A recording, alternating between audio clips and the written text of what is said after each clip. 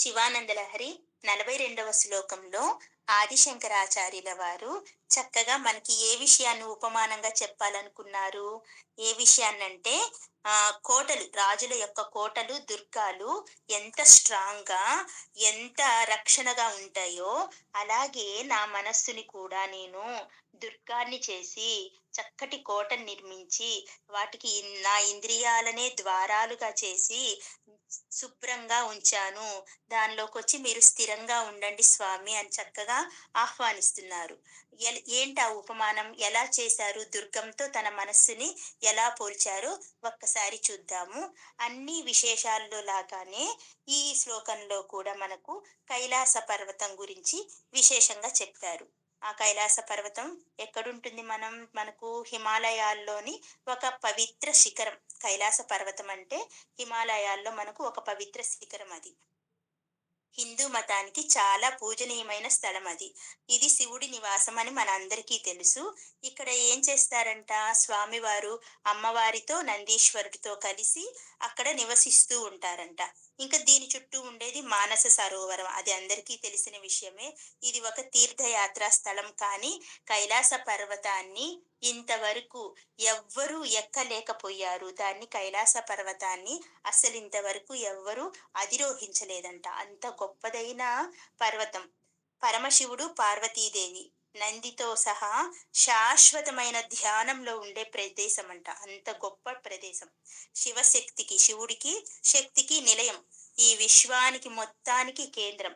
అలాంటి కైలాస పర్వతం గురించి స్వామివారు మనకి చెప్తున్నారు దీనిలో. అక్కడే కాదయ్యా, ఎప్పుడు అలాంటి కైలాస పర్వతం మీదే కాదు, అంత నువ్వు ఎవ్వరు అధిరోహించలేనంత ఎత్తులో ఉన్నావు, ఎవ్వరు ఎక్కలేరు. నేను కూడా నా మనస్సుని అలాగే ఒక కోటలాగా, దుర్గంలాగా నిర్మించి ఉంచుతాను. నా లోపలికి కూడా వచ్చి ఉండు. ఇప్పుడు వరకు కైలాస పర్వతం ఎవరు ఎక్కలేదంటున్నారు కదా, మరి నీకు ఏం భయమో ఏంటో, ఏ శత్రువులు వచ్చి దాడి చేస్తారనో ఏమో భయమో ఏమో. మరి నేను మాత్రం నా దుర్గాన్ని చాలా చక్కటి ఉపమానాలతో పోల్చి ఆయన్ని ఆహ్వానిస్తున్నారు. కైలాస పర్వతం ఎలా ఉంటుంది? స్ఫటికం లాగా తెల్లగా మెరిసిపోతుంది. స్ఫటికంగా ఉంటుంది. స్ఫటికాకారంలో, స్ఫటిక రూపంలో ఉంటుంది. అంతే స్వచ్ఛంగా నా మనస్సుని నేను తయారు చేశాను స్వామి అంటూ ఉపమానాన్ని మొదలుపెట్టారు. మరి ఆ ఉపమానం ఏందో తెలుసుకుందామా? నా మనస్సు కూడా దుర్గమే స్వామి అంటూ మొదలుపెట్టారు. నీవు నా మనస్సులో స్థిరంగా ఉండు అని చక్కగా అడుగుతున్నారు. అసలు ఫస్ట్ దుర్గానికి ఉండవలసిన లక్షణాలేందో చూద్దాం. కోట చుట్టూ మనకేముండాలి? ప్రాకారం ఉండాలి. ఆ ప్రాకారం లోపల ఇప్పుడు కోట కట్టగానే, చుట్టూ కోట ఉండగానే సరిపోదు కదా! దానిలో చక్కగా మనకు రోజు నివసించడానికి, వాడుకోవడానికి నీళ్లు కావాలి. దానిలో నీళ్లు ఉండాలి. అక్కడుండే మనుషులు ఎలాగుండాలంట? చాలా మంచిగా ఉండాలంట. లోపల ఉండే బలగం అంతా, అంటే సైన్యం, మంచి బలాన్ని కలిగి ఉండాలంట. అదే విధంగా కోట ద్వారాలు ఏర్పాటు చేయాలి. ఎలా కోట ద్వారాల్ని ఏర్పాటు చేయాలి? 4 వైపులా కోట ద్వారాలని ఏర్పాటు చేయాలి. ఇంకా రహస్య ద్వారాలు కూడా ఏర్పరచాలి. ఆ కోట ద్వారాలు ఎలా ఏర్పాటు చేయాలి? శత్రువుల దాడితో ఎలాంటి నాశనం అవ్వకుండా, ఎలా కూడా నాశనం అవ్వకుండా అంత స్ట్రాంగ్‌గా, దృఢంగా నిర్మించాలి కోటకి. ఇదంతా దుర్గం గురించి.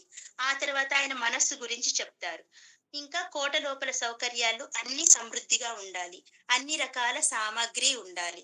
అలా ఉన్నప్పుడే ఆ కోటకి నివాస యోగ్యం వస్తుంది. అలా నివాస యోగ్యం వచ్చినప్పుడే రాజు ఆ దుర్గంలో ఉండి, అంటే ఆ కోటలో ఉండి చక్కగా పాలన చేస్తాడు. ఎలా ఉండాలి? గోడలు స్ట్రాంగ్ గా ఉండాలి. లోపల సైన్యం బాగా బలంగా ఉండాలి. ఆ కోటలో రాజు నివసించి రాజ్యపాలన చేయడానికి అవసరమైన వస్తువులన్నీ ఉండాలి. నీళ్లుండాలి, నిత్యావసర వస్తువులు ఉండాలి, అన్ని రకాల కళలతో నిండి ఉండాలి, మంత్రులు ఉండాలి. ఇలా అన్ని రకాలుగా ఉంటే నివాస యోగ్యం అవుతుంది. అలా నివాస యోగ్యంగా ఉన్నప్పుడు మాత్రమే రాజు ఆ కోటలో ఉండి పాలన చేస్తాడు. చక్కటి పాలన చేస్తాడు.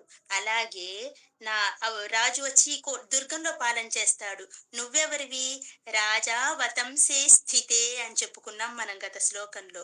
నీవు నా మనస్సుకి రాజువి.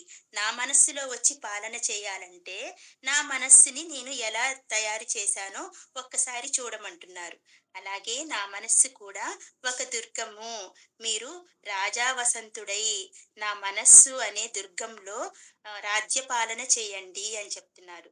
దుర్గాతి ప్రియుడివై నా మనస్సులో స్థిర నివాసం ఏర్పరచుకో స్వామి అంటున్నాడు. నీకు దుర్గం అంటే ఇష్టం కదా, అందుకే నేనేం చేశానంటే గాంభీర్యం, నా గాంభీర్యం అనే దాన్ని ప్రాకారంగా అగర్తగా కట్టేశాను. ఇంకా ఘనధృతిహి, ధైర్యం. ఘనధృతిహి అంటే ధైర్యం. నా మనస్సులో కూడా ఉంది. ఆ ధైర్యం నా మనస్సులో ఉంది. ధైర్యంగా నేను పైకి కనపడుతున్నాను. రెండిట్లో ఉంది. అలాంటి ఆ ధైర్యం అనే దీనితో నేను గోడల్ని ఏర్పాటు చేశాను. ఇంకా సద్గుణాలు అనే సైన్యాన్ని ఏర్పాటు చేశాడట. మనలో ఉన్న సద్గుణాలనే సైన్యంగా నియమించాడంట. అక్కడేమో బలంతో ఉన్న సైనికుల్ని నిర్మించారు కోటలో. ఇక్కడేమో ఈయనేం చేశారు? మంచి మంచి గుణాలు అనే సైన్యాన్ని నిర్మించాడంట. ఇంకా పవిత్రమైన ఆలోచనలను చేసే ఆహ్, మనస్సుని ఉంచుకున్నాడంట. అక్కడేం చేశారు? అక్కడ చక్కటి వ్యూహ రచనని చేసే మంత్రుల్ని పెట్టారు. ఈయనేం చేశాడు? మంత్రుల ప్లేస్‌లో పవిత్రమైన ఆలోచనలను పెట్టాడంట. కోటకు ఉన్నట్లే ఇవన్నీ కోటకు ఉన్నట్లే నా మనసుకు కూడా ద్వారాలున్నాయి స్వామి. అవి ఎలా అంటే ఘనంగా, బలంగా ఉన్నాయి. ఘనంగా, బలంగా ఉండే నా ఇంద్రియాలను సమూహంగా చేసి మీకు ద్వారాలను నిర్మించాను. ఆ దుర్గానికి లోపల మనసులో ఉండే దుర్గానికి ద్వారాలను నియమింపచేశాను. వాటిని సానుకూలంగా మీరే మార్చారు కదా! మరి ఇంద్రియాలు కుదురుగ్గా ఉంటాయా అండి ద్వారాలుగా ఉంచితే? అసలుకే మన ఇంద్రియాలు చాలా చెడ్డవి.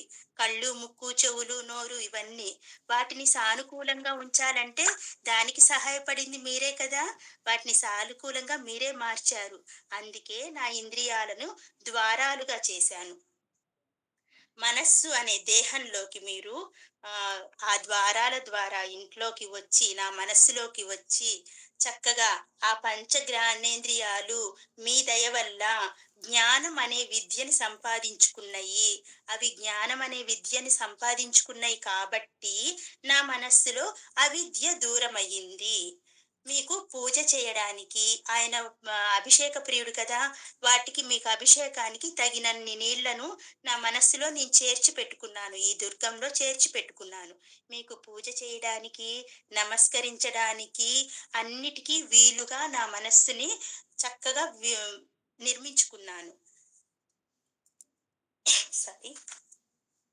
ఇలా మీకు అన్నిటికి అనుగుణంగా నా మనసుని రూపొందించుకున్నాను కాబట్టి, ఓ కైలాస ప్రియా, ఓ దుర్గాతి ప్రియా, మామక, మా యొక్క మనోదుర్గే మనస్సు అనే దుర్గంలో చక్కగా మా అమ్మ దుర్గాదేవితో పాటు కలిసి ఉండవయ్యా స్వామి అని పిలుస్తున్నారు. అన్ని ఏర్పాట్లు చేసిన నా మనస్సు అనే దుర్గంలో కొలువుండి నన్ను ఉద్ధరించండి. కోటను ఎలాగైతే ఎంతమంది శత్రువులు ముట్టడించినా బలంగా ఉండేలాగా సిద్ధం చేసి ఉంచుతారో, నా మనస్సుని కూడా అరిషడ్ వర్గాలు, ఇంద్రియాలు అంటూ అంతర్గతంగా ఉన్న శత్రువులు ముట్టడించకుండా నేను చక్కగా సిద్ధం చేసి ఉంచాను మీ కొరకు. అలా సిద్ధం చేయడానికి కానీ తోడ్పడింది మీరే స్వామి. అలాంటి నా మనస్సులో మీరు స్థిరంగా ఉండండి.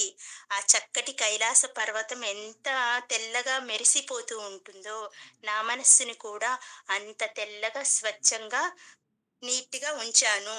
ఆ కైలాసంలోనే కాదు, నా మనస్సులో కొలువుండడానికి కానీ మీకు తగినంత స్థలం ఉంది. రండి అమ్మతో కలిసి వచ్చి నివసించండి అని చక్కగా పిలుస్తున్నారు. ఎప్పటినుంచి పిలుస్తున్నారు? చక్కగా పుణ్యాహవచనం చేసినప్పటి నుంచి స్వామివారిని పిలుస్తూనే ఉన్నారు. ఏదో ఒక ఉపమానం చెప్పి, అలా, ఇలా ఏదో ఒక ఉపమానంతో ఆయన్ని పిలుస్తూ ఉన్నారు చక్కగా కొలువుండమని. ఎందుకు అలా కొలువు చేసుకోవటం? ఎందుకంటే మనం తీర్థయాత్రలు అందరం అన్ని ప్రదేశాలకి వెళ్ళి వెళ్ళి చూడలేము. తీర్థయాత్రలు వెళ్ళి చూడలేని వాళ్ళకి ముందుగా ఏం చెప్తున్నారు? అసలు మనసులో ఉన్న భగవంతుడిని గుర్తించు నువ్వు. మనసులో ఉన్న భగవంతుడిని గుర్తించకుండా అక్కడికి, ఇక్కడికి వెళ్ళలేదు అని బాధపడకు. ఆ తీర్థయాత్రలు, పుణ్యక్షేత్రాలనన్నీ ఎందుకు ప్రస్తావనకి తెస్తున్నారంటే, ముందుగా ముఖ్యంగా మన మనస్సులోనే ఉన్నాడు భగవంతుడు. ఆయన్ని గుర్తించు ఓ మనసా. అలా గుర్తించక, నేను ఆ క్షేత్రానికి పోతే పుణ్యం వస్తది, ఈ క్షేత్రానికి పోతే పుణ్యం వస్తది అని పరుగులెట్టకు. ఆ ముందు నీ మనస్సులో ఉన్న దేవుడిని చూడ్డానికి నీ మనస్సుని చక్కగా సింగారించు, అలంకరించు, దుర్గుణాలను బయటికి నెట్టేయి, అంతర్గత శత్రువులను జయించు అని అందంగా చెప్తున్నారు. మరి ఆయన కోసం చెప్తున్నారా? కానే కాదు. మనందరి కోసం చెప్తున్నారు. ఆయన అవన్నీ జయించిన వ్యక్తి. కాకపోతే మనం గూడా ఇలా దుర్గుణాల వైపు పరిగెడుతూ ఉంటాం కాబట్టి, మంచి మార్గంలోకి తీసుకురావడానికి ఆయన తనను గురించి చెప్తూ మనందరికీ అందిస్తున్నారు ఆదిశంకరాచార్యుల వారు. మరి మనం గూడా ఆచరించడానికి ప్రయత్నం చేద్దామా?